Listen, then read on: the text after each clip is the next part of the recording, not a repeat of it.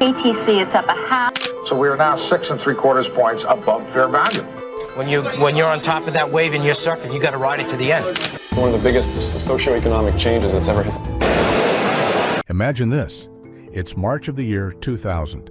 The dot-com bubble is in full swing, and one company stands at the center of it all, Cisco Systems. Once a small networking hardware company, Cisco had grown into the most valuable company in the world, peaking at a market capitalization of $546 billion.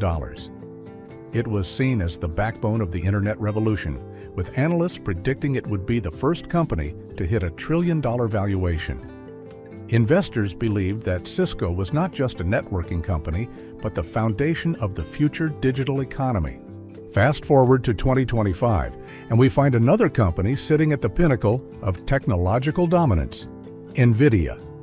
Like Cisco in 2000, NVIDIA is at the heart of a paradigm shift, artificial intelligence, AI.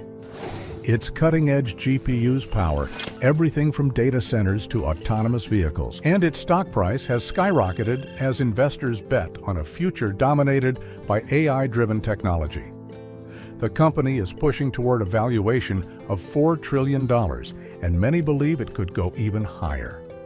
But is NVIDIA's meteoric rise eerily similar to Cisco's bubble-era climb?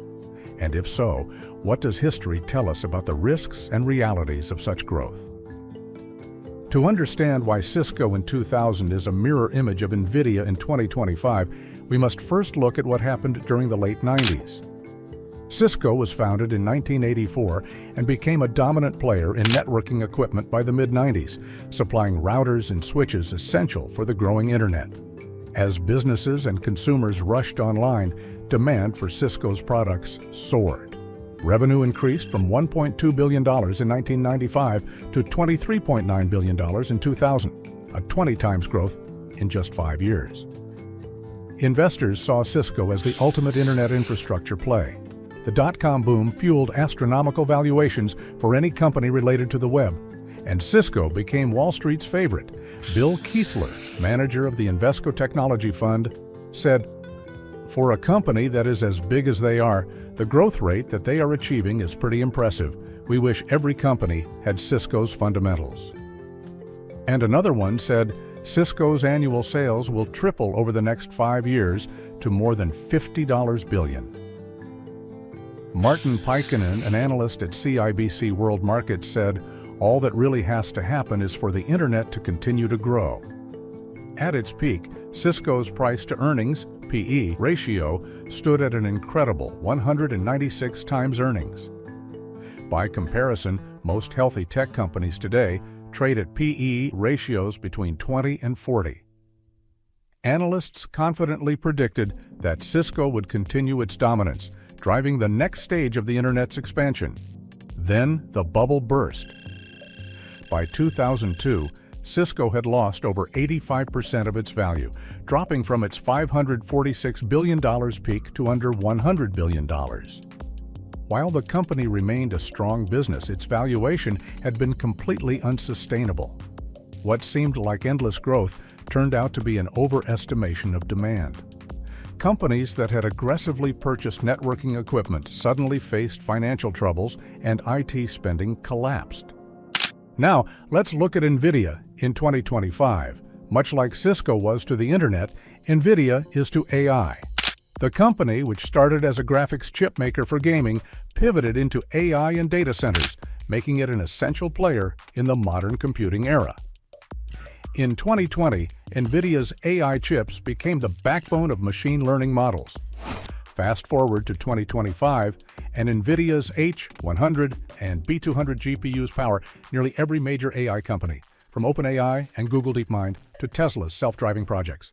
Just as Cisco's routers were indispensable for the internet, NVIDIA's GPUs are critical for AI's evolution. This has sent its stocks soaring. Here are some staggering numbers.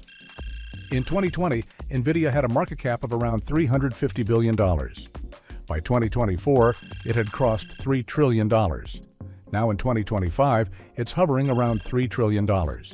Revenue surged from $16.7 billion in 2020 to $114 billion in 2024, mirroring Cisco's breakneck growth in the late 90s. Its PE ratio is currently sitting at over 60, still way less than Cisco's PE ratio. Data center revenue alone contributes over 90% of NVIDIA's total revenue, a major shift from its gaming-focused past. NVIDIA's AI chips power over 75% of generative AI applications worldwide. The company is expanding into new areas, including quantum computing and AI-driven robotics, further increasing its valuation potential. Like Cisco, NVIDIA is seen as indispensable for the AI revolution. The demand for AI-powered services has made its chips a critical part of every major data center. But is this growth sustainable, or is it fueled by the same kind of speculative mania that drove Cisco? The similarities between Cisco at its peak and NVIDIA today are striking. Cisco was the leader in internet infrastructure. NVIDIA is the leader in AI infrastructure. Cisco's revenue grew by over 20 times in 5 years, while NVIDIA's revenue is on a similar trajectory. Cisco reached a PE ratio of 196, and NVIDIA's is already over 60.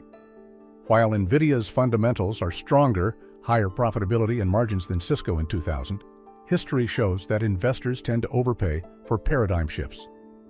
The Internet in 2000 and AI in 2025 are seen as world-changing innovations. Cisco relied on routers and switches, while NVIDIA depends heavily on AI GPUs. Hedge funds and institutional investors are piling into NVIDIA stock, much like they did with Cisco. News headlines, social media, and even retail investors contribute to the frenzy surrounding both companies. Cisco faced trade restrictions and regulatory concerns. NVIDIA is already facing similar headwinds in AI chips. The U.S. ban on high-end AI chips to China, including NVIDIA's H100, mirrors past trade restrictions on networking equipment.